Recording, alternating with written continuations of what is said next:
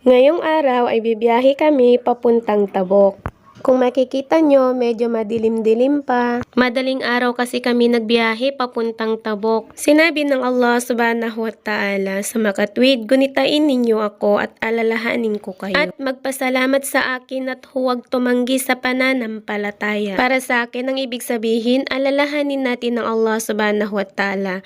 At kapag iniisip natin siya, inaalala din tayo ng Allah subhanahu wa ta'ala. Magpasalamat naman tayo sa Kanya sa pamamagitan ng paniniwala sa Kanya at sa Kanyang huling sugo at propeta na si Propeta Muhammad sallallahu alaihi wasallam. Paano tayo magpapasalamat sa Kanya?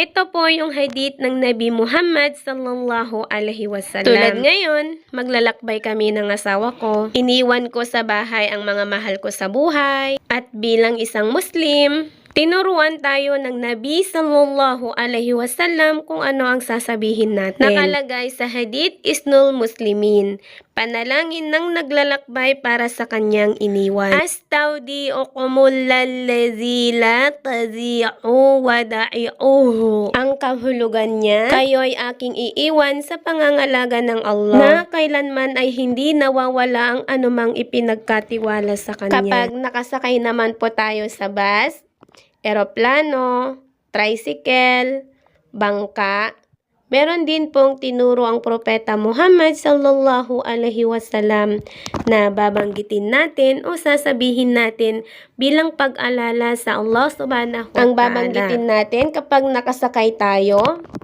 babanggitin po natin ang Subhanallazi sakaralana haza wa makuna lahu mukrinin wa ina ila rabbina lamunqalibun. Subhanallahi, subhanallahi, subhanallahi. Allahu akbar, Allahu akbar, Allahu akbar.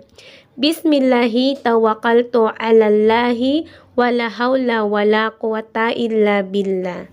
Medyo mahaba-haba din ang biyahe, Santiago to Tabok. Kaya nakatulog ako habang nagbiyahe kami. So nung malapit na kaming bababa dito sa Tabok City, ginising ako ng asawa ko kasi nga madaling araw kami nagbiyahe. So nakatulog talaga ako sa bus. So, assalamualaikum warahmatullahi ta'ala wabarakatuhu. Pa-like naman ako, pa-share, tsaka pa-comment na rin bilang pagsuporta sa mga ginagawa kong video tulad nito.